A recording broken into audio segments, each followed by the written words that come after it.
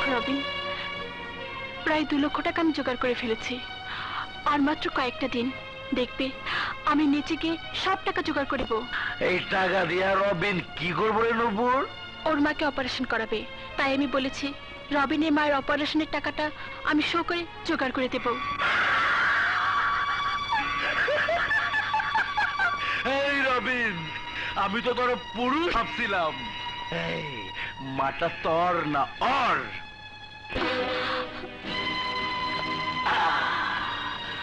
এই বেটা, এই আরে পুরুষ মানুষের কি টাকার অভাব? ক তোর কত টাকা লাগবো? এই সেকেন্ডার দিব। শুধু ক একটা কাজ কইরা দিবি। কি কাজ? ছোট্ট একটা খুন। চপ শোন, খুনটা আমি করতে পারতাম, কিন্তু আমি খুন করলে তোর কোনো লাভ নাই, কিন্তু তুই খুন করলে তোর লাভ হইব। তোর মা ভালো হয়ে যাইব। ভাইবা দেখ, প্রস্তাব আমার, সিদ্ধান্ত তোর। বল রাজি? হ্যাঁ আমি রাজি। বলুন কাকে খুন করতে হবে? ঠাকুরানীকে। তবে একখান কথা, আমি কিন্তু পুরানা মাল। তোর মায়েরে আমার এখানে জিম্মি রাইখা যাবি। যদি তুই খুন করতে না পারস, তো আমি কিন্তু উল্টা ঢোল বাজায় দিব। শোন বেঈমান, তুই আমার সাথে লড়াই করে 5 লাখ টাকা জিতে নিয়ে তুই তোর মায়ের চিকিৎসা করাবি, আর তা যদি তুই না করিস আমি মনে করব তুই কোনো সৎ মায়ের সন্তান নোস। হ্যাঁ আমি রাজি। বাহ বাহ বাহ বাহ বাহ, এই তো মানুষের মতো কথা কইলি।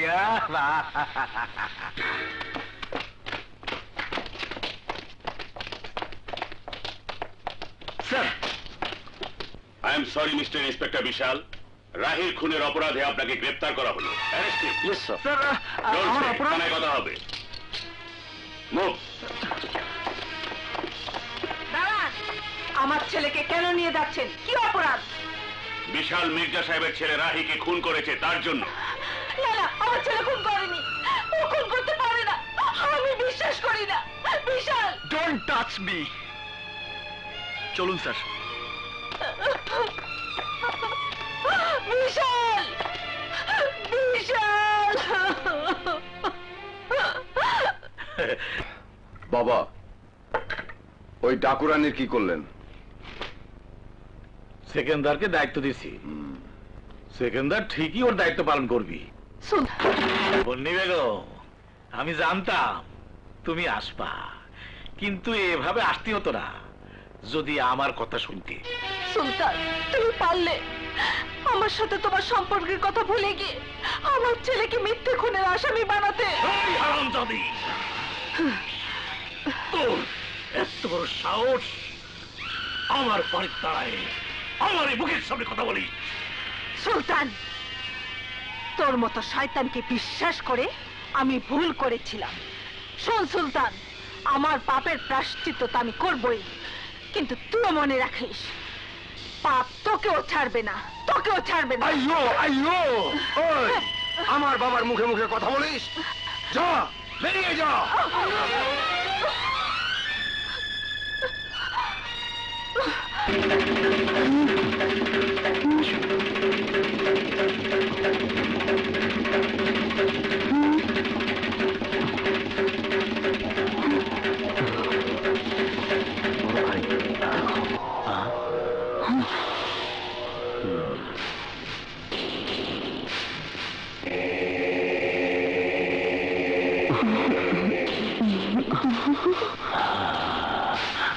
জিম্মি রেখে গেলাম, শুধুমাত্র একটা কথা বলে যাচ্ছি, আমার সাথে কোন রকম প্রতারণা করার চেষ্টা করো না।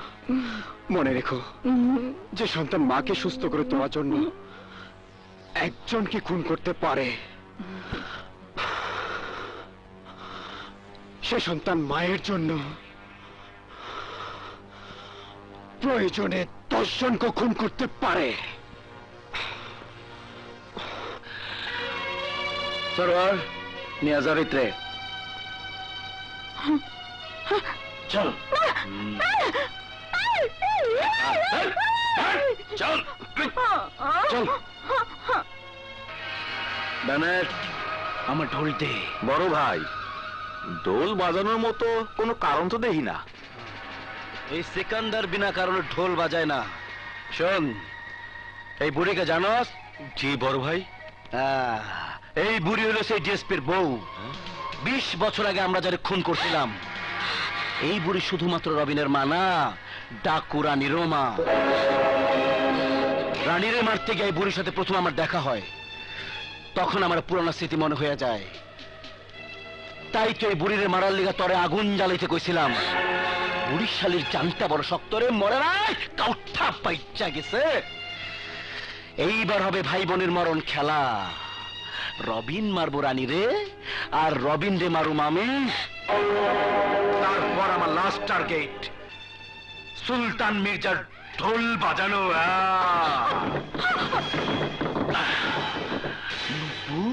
রানী, তুমি আমার বিশালকে বাঁচাও। রানী, আমি তোমার প্রতি যে অন্যায় করেছিলাম, আমার মেয়েটা আমার সেই পাপের জন্য ইজ্জত হারিয়ে জীবন দিয়েছে। লোভ আর স্বার্থের জন্য বিশালের জীবন থেকে তোমাকে সরিয়ে দিয়ে আমি যে অপরাধ করেছিলাম, আমার সেই অপরাধের কারণে বিশাল অপরাধ না করেও আজ অপরাধী হয়েছে। আজ বিশালকে আদালতে নিয়ে যাবে, বিনা অপরাধে বিশালের ফাঁসি হয়ে যাবে।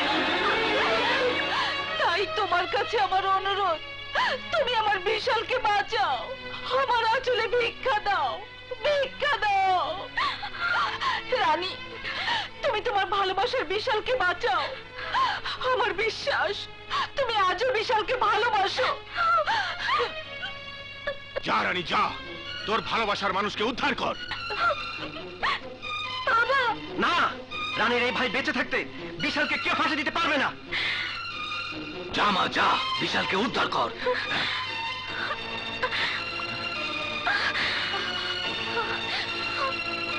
হ্যাঁ হ্যাঁ, আমি যাব। আমার ভালোবাসা, আমার বিশালকে আমি ফিরিয়ে আনবই।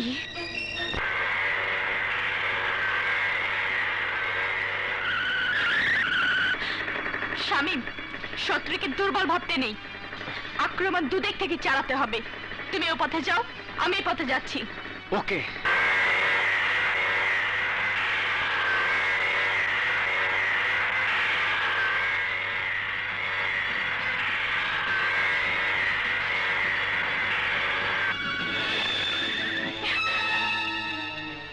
তুমি?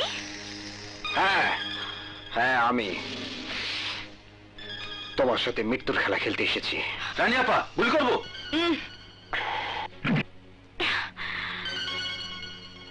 হে মিস্টার, তুমি আমার সামনে থেকে সরে দাঁড়াও। তোমার সাথে কথা বলার সময় আমার নেই।